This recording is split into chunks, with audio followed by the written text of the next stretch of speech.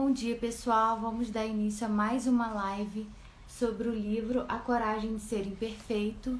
Hoje eu vou dar continuidade ao capítulo 3, que fala sobre a vergonha. Esse capítulo ele é um pouco longo e por isso que eu estou dividindo ele em partes. Eu vou tentar falar hoje tudo, mas eu não sei se eu vou conseguir, porque hoje os assuntos são bem interessantes, né? Na semana passada, eu nem vou esperar muito o pessoal entrar. Bom dia, Dani, porque eu tenho muita coisa para falar. Depois o pessoal assiste desde o começo. Na semana passada eu terminei o livro falando sobre o que a gente pode fazer, né, para lidar com a vergonha. E aí ele fala que a gente deve falar sobre a vergonha, ter empatia. E hoje ele dá continuidade aqui. Ele vai falar o seguinte, que existem 3 passos para a gente trabalhar a resiliência em relação à vergonha. Quais são esses 3 passos? O primeiro é reconhecer e compreender os seus mecanismos, os mecanismos da vergonha, né? Então, o que eu tô sentindo fisicamente, que eu entendo como vergonha, e o que eu tô pensando que tá alimentando essa vergonha. Porque se a gente for parar para pensar, entendendo o funcionamento que ele fala depois um pouco do sistema límbico, né, do nosso cérebro, o que ele quer dizer com isso? A vergonha, ela é um sentimento. O que é um sentimento? Uma emoção, ela deriva de uma emoção com um aprendizado social. Então a vergonha, ela vem do sentimento, da emoção de medo, porque a vergonha é o medo da rejeição do outro. Eu sinto vergonha quando eu sinto medo de ser rejeitado por outro. E eu aprendo a ter vergonha. Eu não nasço com vergonha. Ninguém tem vergonha inata. Então, por isso que ela é aprendida. Então, todas as vezes que eu tô sentindo vergonha, o meu pensamento está alimentando isso. Então, por exemplo, esse primeiro passo é identificar. Eu identifico as minhas emoções, né, o que eu tô sentindo no meu corpo, e vejo o que meu pensamento está alimentando. Ai, meu Deus, todo mundo viu isso, o que o pessoal vai pensar? Isso já é um alimento da vergonha. Então, o primeiro passo para a gente aprender a lidar com a vergonha é entender o que eu tô sentindo no meu corpo e os pensamentos que eu tenho que alimentam essa vergonha. Então, esse é um passo muito importante. Depois, eu vou praticar a consciência crítica. Eu vou analisar esse pensamento. O que é isso? Eu vou entender por que eu tô tendo esse pensamento, se esse pensamento ele é real ou eu estou fantasiando em cima dele. Então eu vou analisar esse pensamento, porque normalmente a gente tem o pensamento, a gente alimenta esse pensamento e a gente não questiona esse pensamento. Aí fica um pensamento às vezes que ele é irreal, eu fico alimentando e eu só fico alimentando aquele sentimento dentro de mim sem que ele seja real. Entenderam isso? Então eu vou dar um exemplo prático para vocês. Eu, sei lá, tomei um tombo, caí na rua. Aí eu tenho esse sentimento de vergonha. Ai, todo mundo vai me achar uma pessoa desastrada. Aí eu começo a sentir vergonha. Se eu analisar bem esse pensamento, todo mundo vai me achar desastrada porque eu tomei um tombo? Então esse pensamento não é inteiramente real. Algumas pessoas podem achar, outras não. Outras podem entender. Outras podem ter caído recentemente e entender o que eu tô sentindo.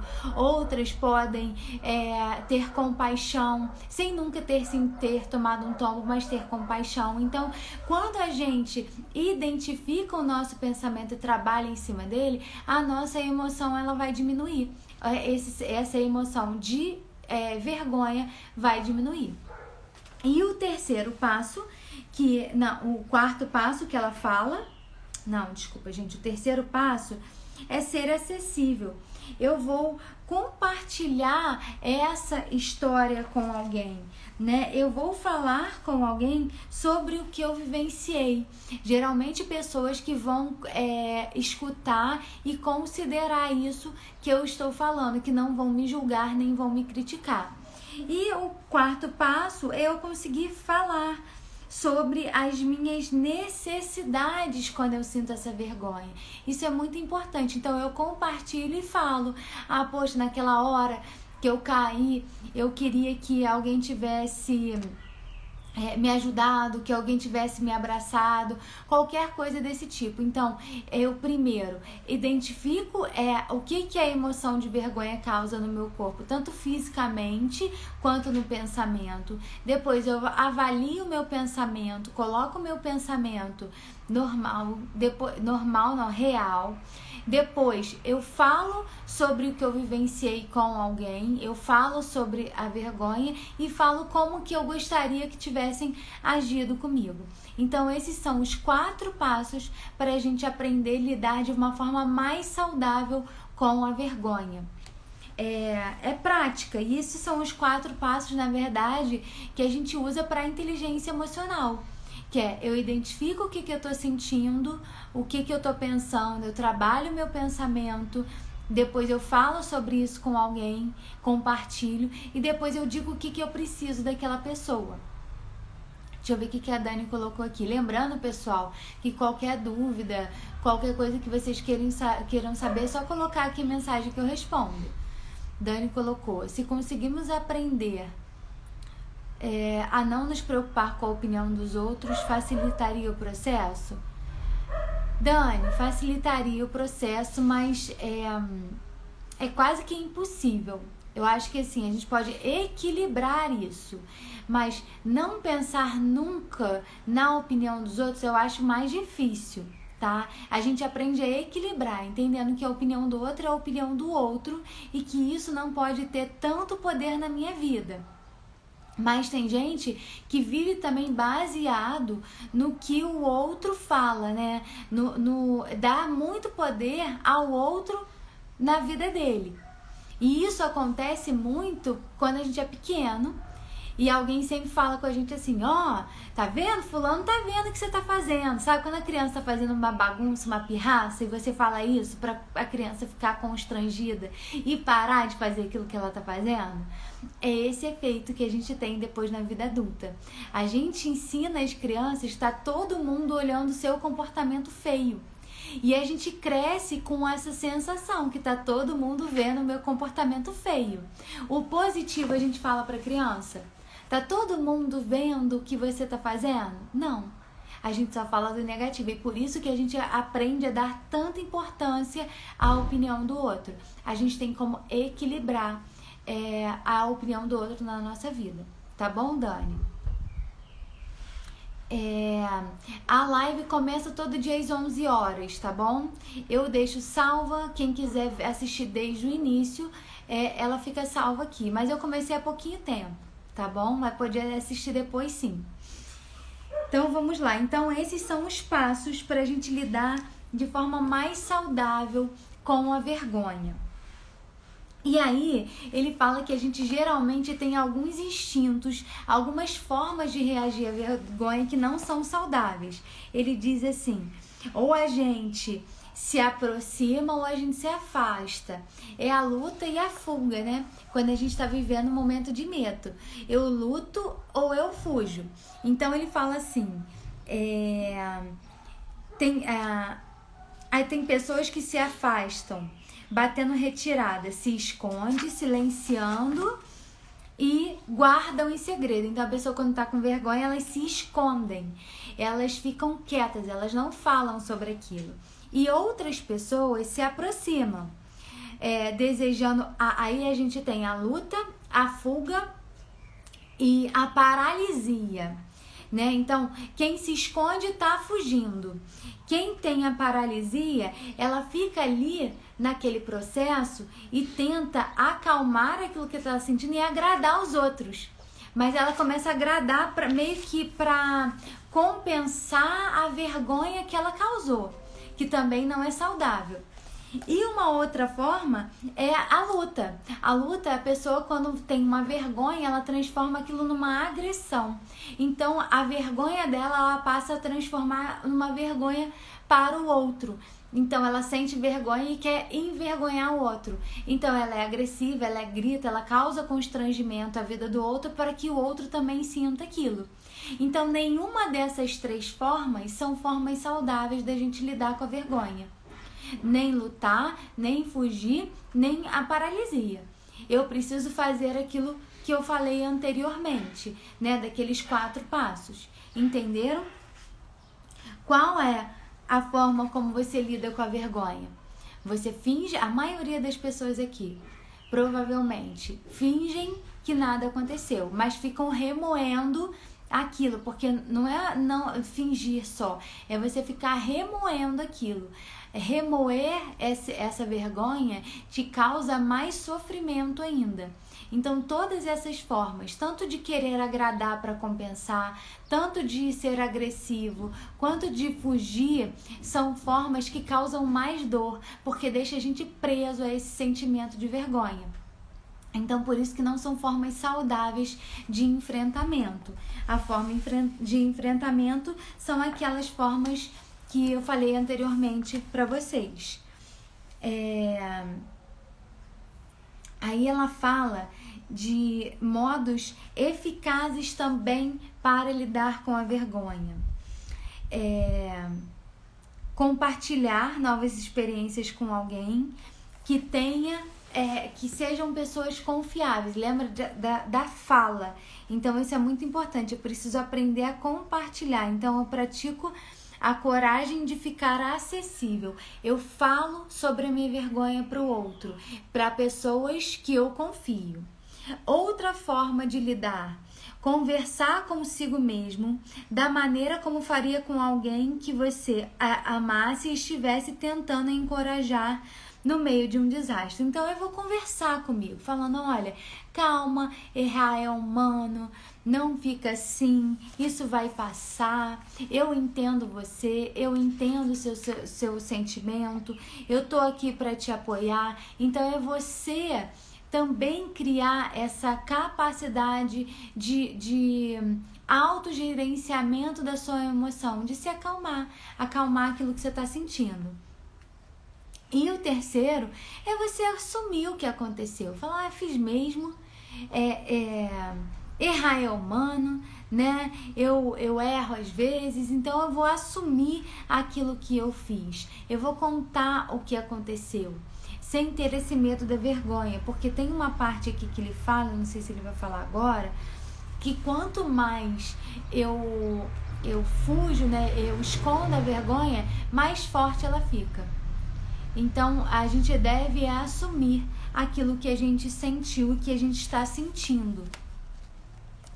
Aí ele diz assim: não há maneira certa ou errada de demonstrar empatia, né, pelas pessoas que estão sentindo vulnerabilidade.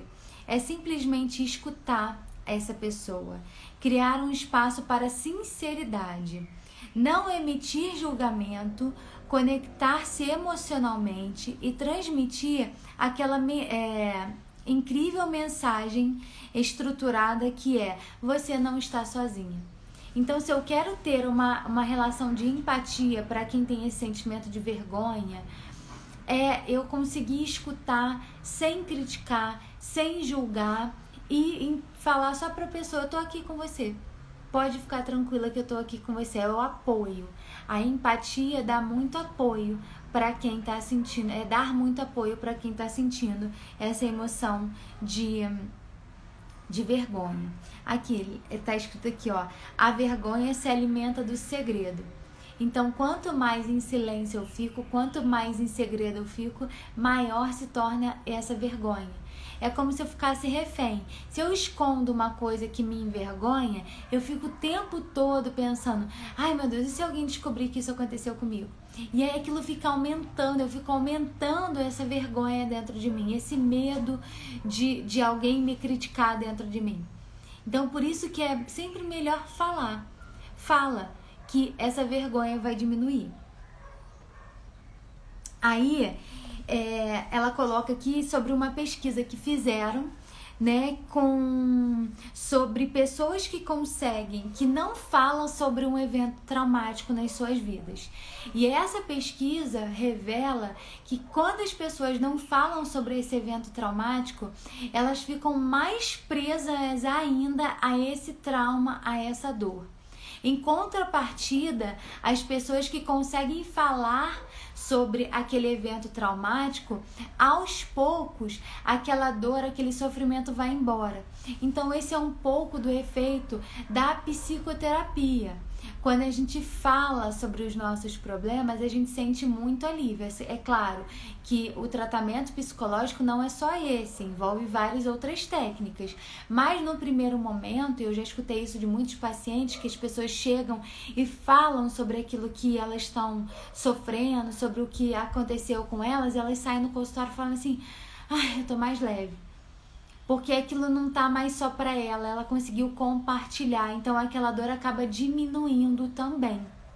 Então, por isso que o processo de fala é tão importante para alívio dessas dores, desses sofrimentos. E uma outra técnica que ela coloca aqui, que é escrita, eu falo tanto sobre isso com os meus pacientes, que é: escreva. Escreva sobre aquilo que te causa dor, sobre aquele evento que te causa sofrimento, e vai escrevendo. Não escreva uma vez só, vocês podem escrever várias vezes. Essa é uma excelente técnica para a gente aliviar esses sofrimentos e essas dores. Então, tanto falar quanto escrever são técnicas que auxiliam muito a gente no momento que a gente está sentindo vergonha. Aí ela começa aqui a separar um pouco o que é vergonha no mundo feminino e o que é vergonha no mundo masculino. Eu achei muito interessante aqui essa parte que ela fala, né, sobre as mulheres. Ela começa falando sobre as mulheres. Ela fala que tem alguns gatilhos que as mulheres que acontecem na vida das mulheres que causam vergonha. Então, o primeiro gatilho, ela fala algumas frases aqui, eu vou falar as frases para vocês. Que ela fez essa pesquisa, e as frases que mais apareceram foram: parecer perfeita, fazer tudo com perfeição, qualquer coisa menos que isso é vergonhoso. Outra coisa que as mulheres falam com frequência: ser julgada por outras mães. Outra, ficar exposta quando as partes deficientes que eu quero esconder de todos são mostradas. Outra, por mais coisas que eu conquiste ou por mais progresso que eu alcance, o lugar de onde vim ou que eu passei na vida sempre me impedirão de sentir que sou boa o bastante. Outra, embora todo mundo saiba que não há como dar conta de tudo, todos ainda esperam que seja feito. Vergonha é quando você não vai conseguir e tenta fazer parecer que está tudo sob controle.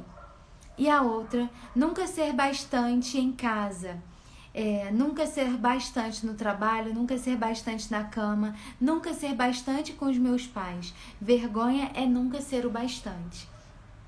E aqui, depois de ouvir essas frases, ela elencou os gatilhos que disparam a vergonha nas mulheres.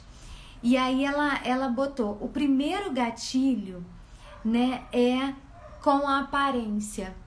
As mulheres têm muita vergonha da própria aparência. Por isso que geralmente as mulheres são quem mais tem problemas de autoestima, mais geralmente do que o homem em termos físicos, tá? A autoestima abrange mais do que isso, mas fisicamente a mulher geralmente tem mais questões do que o homem com a própria aparência.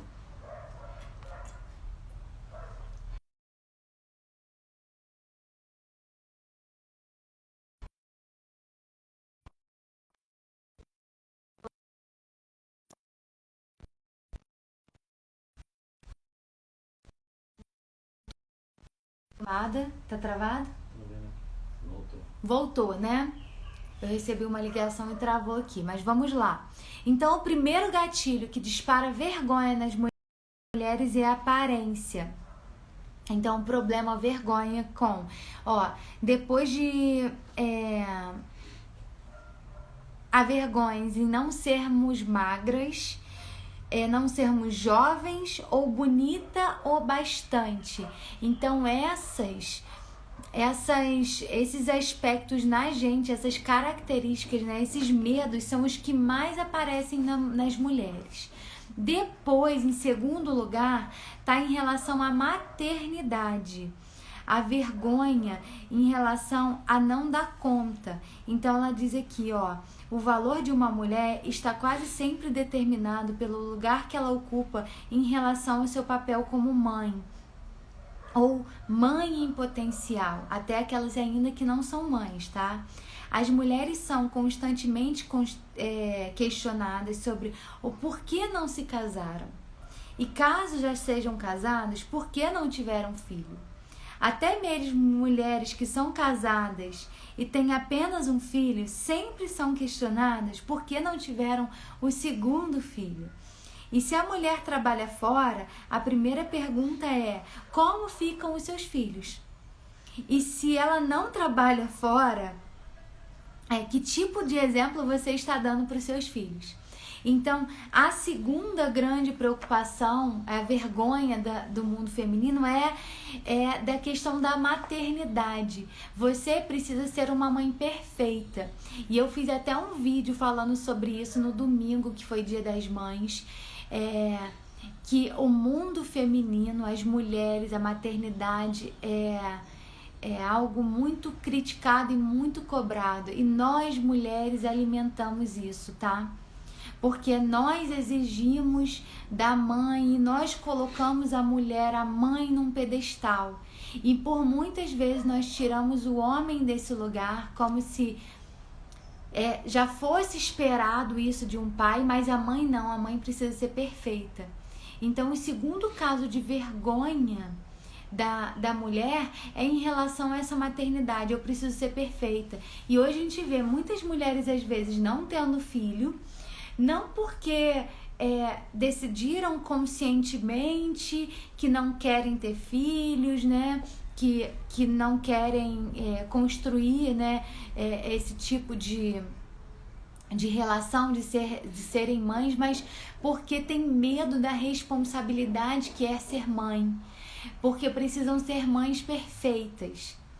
E aí que está a grande questão, a gente está nessa perfeição, né, de ser a mãe perfeita para os nossos filhos, e nós não vamos ser, porque não existe mãe perfeita, né? Lá nesse vídeo eu falei sobre isso. Quem quiser assistir, tá no meu canal no YouTube.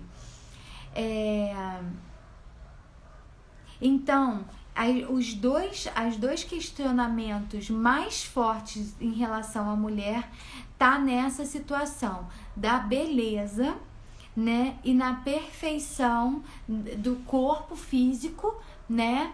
E enquanto mãe, precisam ser mães perfeitas. Então, esse foi o estudo dela, né?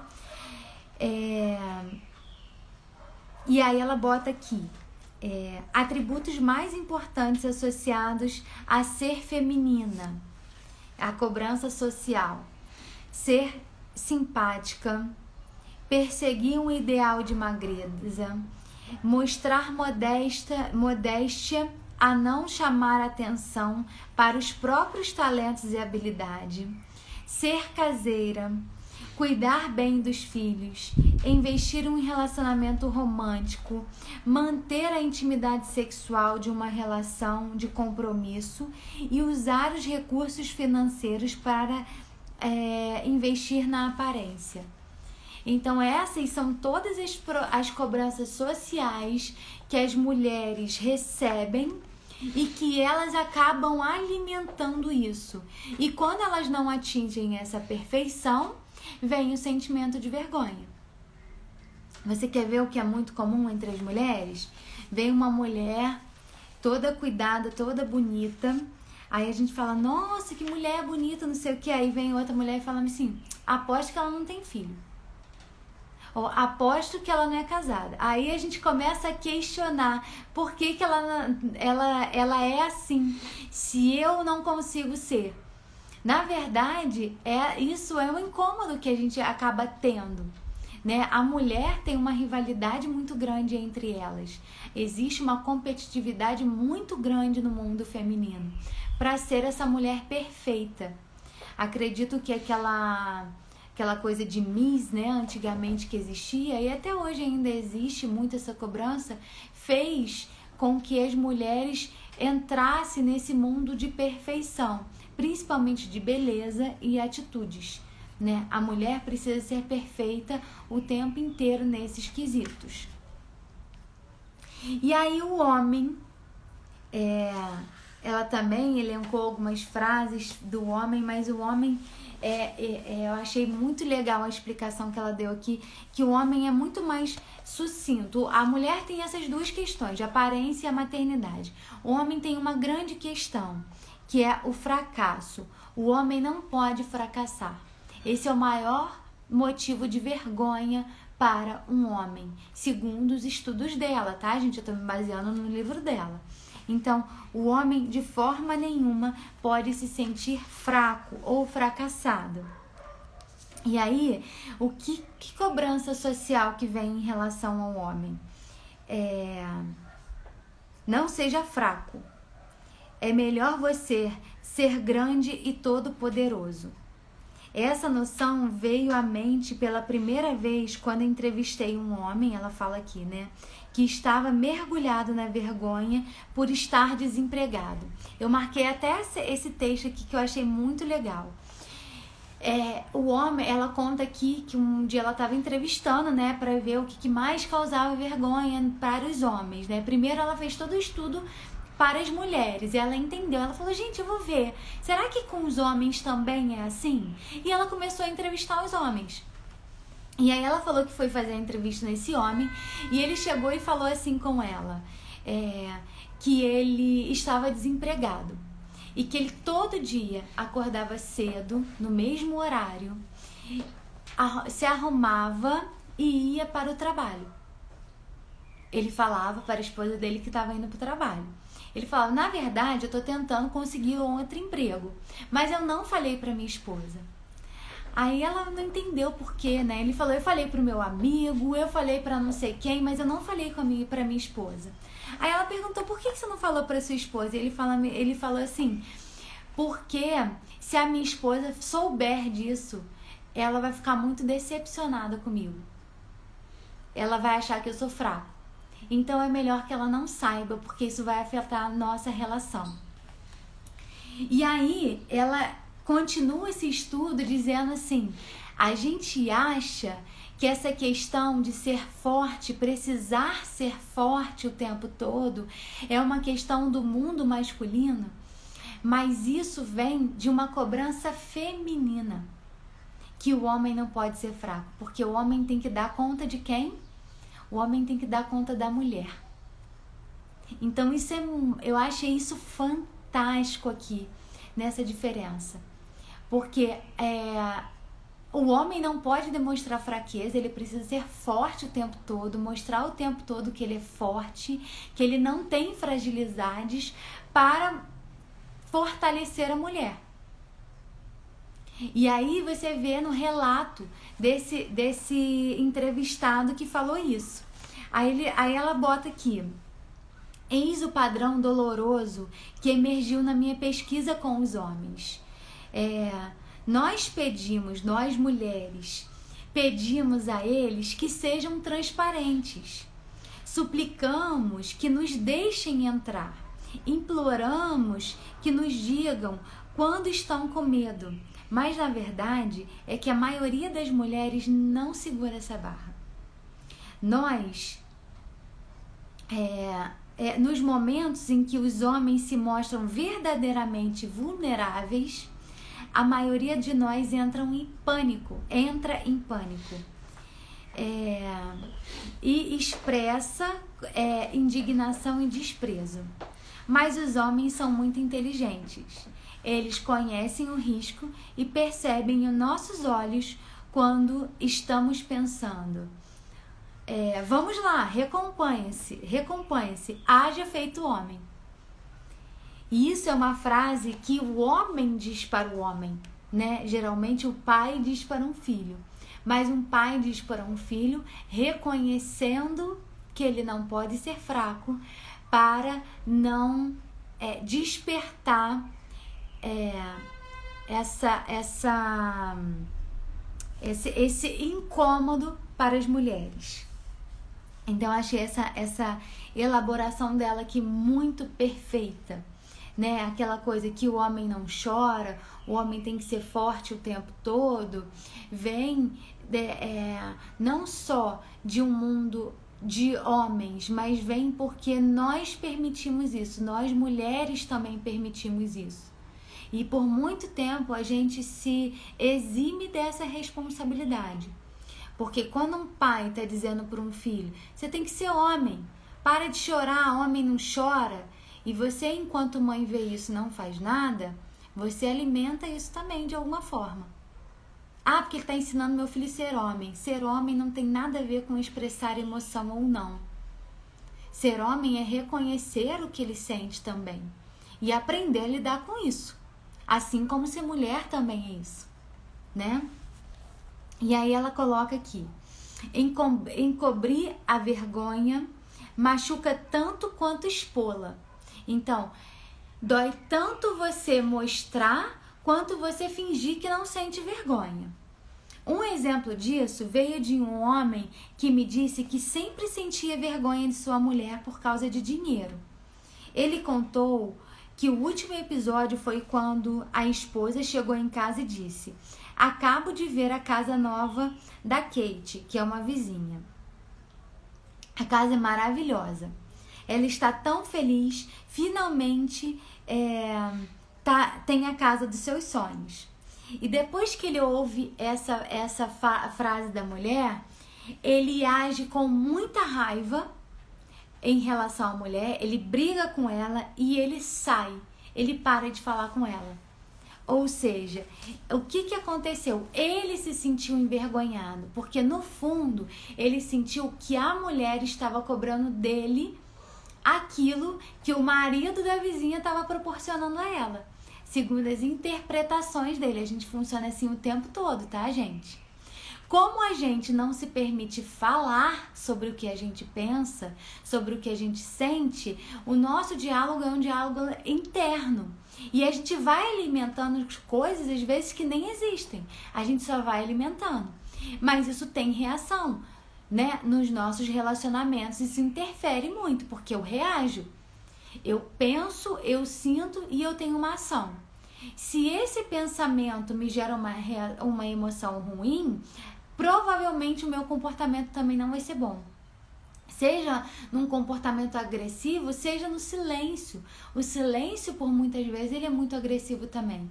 Eu não falando nada, eu não dou a chance do outro entender o que está acontecendo. Isso também é muito agressivo. E o outro não pode mudar e o outro não entende nada. Então, isso que é importante a gente entender. Então, entender essa divergência do mundo feminino e do mundo masculino faz com que a gente entenda melhor como lidar com cada um. A mulher entra num padrão de perfeccionismo muito grande. Eu tenho que ser perfeita fisicamente, eu tenho que ser perfeita como mãe. E o homem não pode fracassar, ele tem que ser forte o tempo todo. E com isso a gente se esconde, porque ninguém é perfeito e ninguém é forte o tempo todo. E por isso que a gente começa a ter problema nas relações. Tirei da página.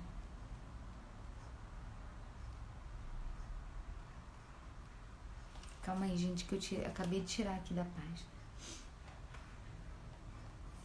Aí ela fala também que um comportamento muito comum do homem é ou ele é muito agressivo ou ele para de falar, ele não fala nada. E acaba atrapalhando, né, os relacionamentos.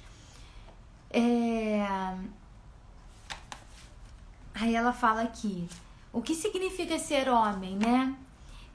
Não ter permissão para sentir medo, não ter permissão para demonstrar medo, não ter permissão para ser vulnerável. Isso tá muito no mundo masculino. Aí ela continua falando assim, sou tão exigente com o outro como sou comigo mesma. Então, todo mundo que é muito exigente consigo é exigente com o outro. A gente se cobra na mesma proporção. Então, da mesma forma que eu me julgo, que eu me critico, eu faço com o outro. Então, pessoas que são críticas, autocríticas, são críticas. E aí, a gente começa a ter problema nas relações. Então, ela coloca assim, alguém desesperado... ela diz assim, que eu só posso salvar alguém se eu tiver salvo, se eu tiver protegido. Então, primeiro eu preciso cuidar das minhas necessidades, para depois tentar fazer alguma coisa para o outro. E na maioria das vezes a gente não está fazendo isso. A gente até brinca, né, no mundo da psicologia, que tem muita gente que busca uma faculdade de psicologia e na verdade ela precisava era de um psicólogo e não fazer a faculdade de psicologia. Na minha opinião, a psicologia ela é fascinante mesmo, mas às vezes ela só precisa de ajuda e não querer salvar o mundo.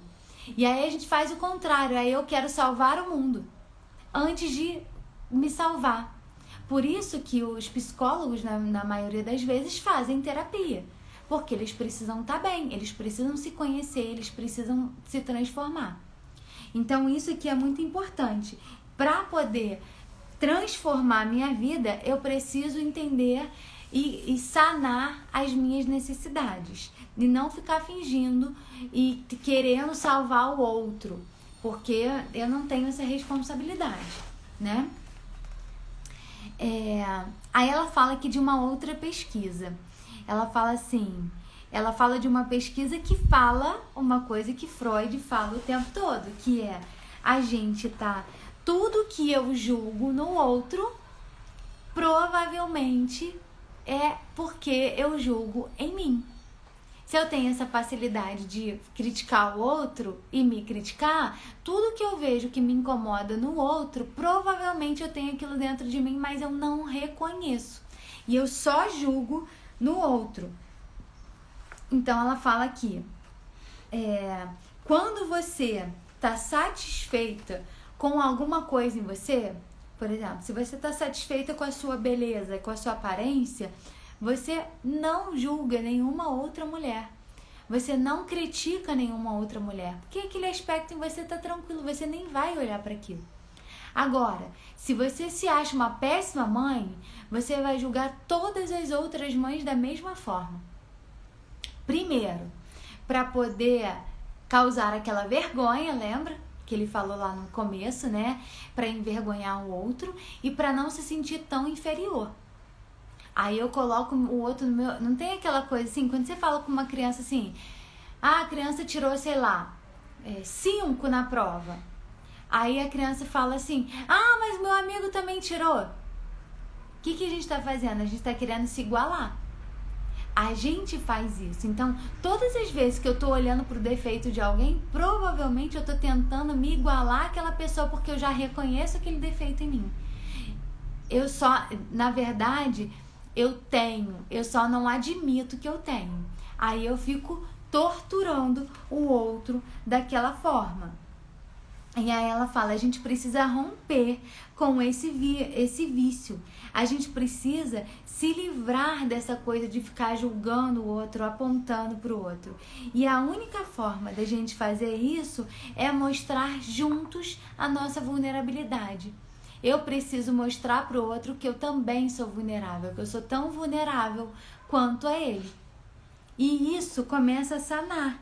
Porque eu fico tranquila, eu não preciso mais acusar ninguém. Eu consigo ver, cara, eu também tenho essa dificuldade, isso também me causa um transtorno e tá tudo bem. Eu vou lidar bem com isso. Aí aqui ela fala de um relacionamento. Deixa eu ver se falta muito. Não, tá, acabou. Ela fala que ela estava um dia palestrando E aí tinha um rapaz falando sobre ele, né? Sobre os medos dele e sobre relacionamento e tal. Aí ela falou que levantou uma menina e falou assim pra ele: mas você não tá... todo homem não presta. Todo homem é igual. Os homens são assim. E começou a atacar os homens, né? Essa coisa que a mulherada às vezes fazem, né? E começou a atacar o homem, falando que nenhum homem presta, que todo homem é assim e tal. E o menino respondeu, ele levantou e falou meio assim: talvez o homem que você esteja se relacionando agora seja assim, mas não são todos que são assim. Nós sentimos, nós temos, nós amamos, nós sofremos por amor. Só que por essa visão de que todos os homens são iguais, a gente cai nessa forma de se proteger, que eu não posso mostrar a minha vulnerabilidade. Então o homem começa a usar uma armadura dizendo que ele não sente nada, que ele tem a mulher que ele quiser e ele faz a mulher de objeto. Mas ele faz isso porque a gente acaba fortalecendo essa visão, né, de que ele não pode ser um fracassado. Isso aqui eu achei muito interessante. Por quê? Porque mostra que todos nós temos as nossas vulnerabilidades. E porque é de muita responsabilidade, cai sempre a responsabilidade do homem conduzir uma relação, geralmente, né? O homem que tem que ser a fortaleza dessa relação. E às vezes ele não tá ali totalmente pronto. E aí ele fala que não tem dor maior para um homem do que sentir a rejeição em termos do sexo. Quando a mulher fala que não quer, ele se sente altamente rejeitado.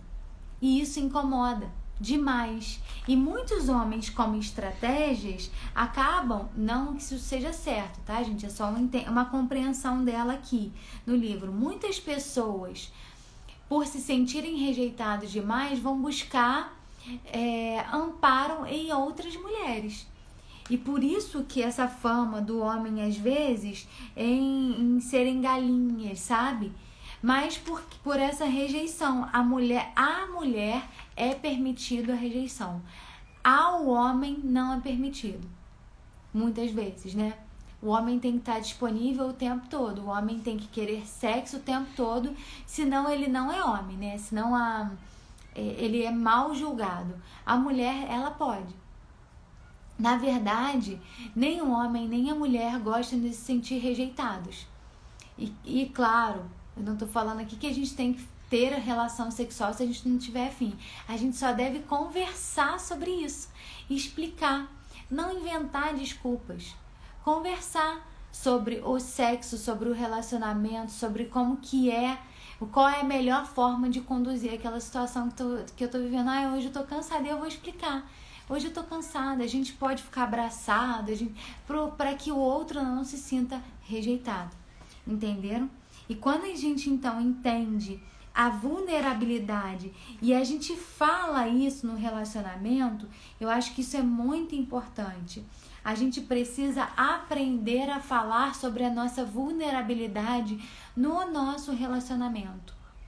Os meus medos, as minhas inseguranças, o que eu tô sentindo. Porque se a gente não fala sobre isso, a gente dá a margem à nossa asas, né? A nossa imaginação. Nossa imaginação vai criar várias histórias, várias fantasias. E cada vez mais a gente vai entrando num processo de armadura. Então, quando eu entendo o mundo feminino e o mundo masculino, eu consigo compreender o lugar do outro e eu consigo também entender as vulnerabilidades que todos nós temos e a partir daí conversar. Então, se você sente seu marido distante, seu marido calado, vai tentar conversar com ele e falar: olha, tá tudo bem, hoje você não tá bem, o que tá acontecendo? Vamos conversar sobre isso? E isso vai diminuindo cada vez mais esse distanciamento que a gente tem nas relações, porque senão a gente está sempre naquele padrão de mostrar alguma coisa que a gente não é. Pelo menos 100% a gente não é, né? Então aqui hoje eu termino de falar sobre esse terceiro capítulo, que é vergonha. Achei esse capítulo muito interessante. Quem quiser depois ler, reler, colocar mensagem, qualquer dúvida, é só falar aqui. Quem acha que pode ajudar alguém, compartilhe essa live, tá bom? A gente então se vê na próxima semana. Pessoal, alguma dúvida?